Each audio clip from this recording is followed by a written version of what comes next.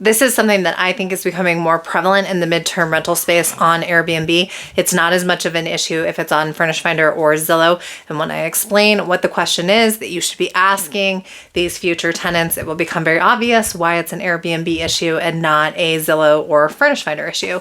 And not only as a midterm rental host should you be asking every single tenant about this, but you should also be writing it into your documentation so that if there's any kind of miscommunication or misunderstanding on it, you have it written into your Airbnb listing and you can refer back to it. But again, this is always sort of a sensitive thing because you don't want to come off as a dick in your Airbnb listing, but you also need to make them know that you are serious about this. This is how I feel about cats.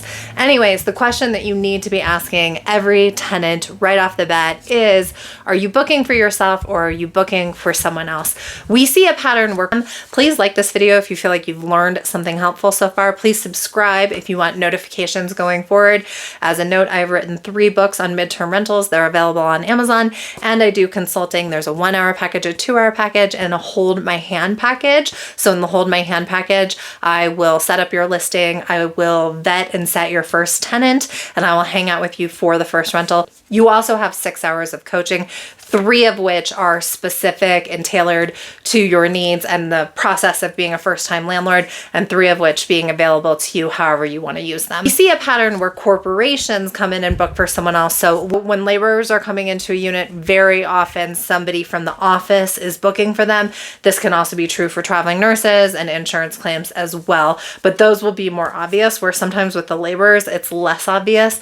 Side note about laborers: 1, you're in a laborer's market if you're seeing a lot of cranes around you. And 2, when you look at the reviews for a lot of laborers, like companies that are renting for laborers, they tend to have very good reviews. In fact, one of my personal properties is being rented out by laborers right now, and someone I'm co-hosting for, they are also renting to laborers right now. And in both cases, they just had outstanding reviews across the board, and everyone was talking about how easy they were to communicate with and how good the place looked when they were done, etc., etc. So anyways, laborers are a very good tenant pool to go after.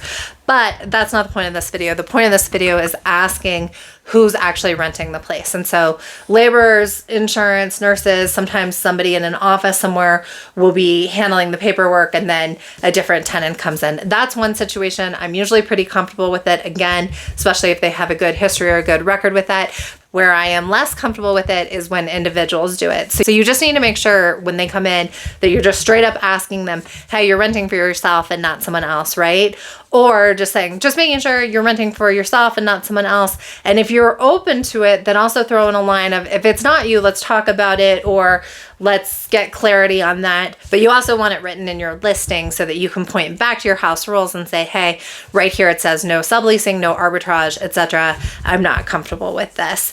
But as always with your rental, it's always best to know about it before the tenant shows up. So this is another checklist item that we want to add to protect ourselves before tenants show up.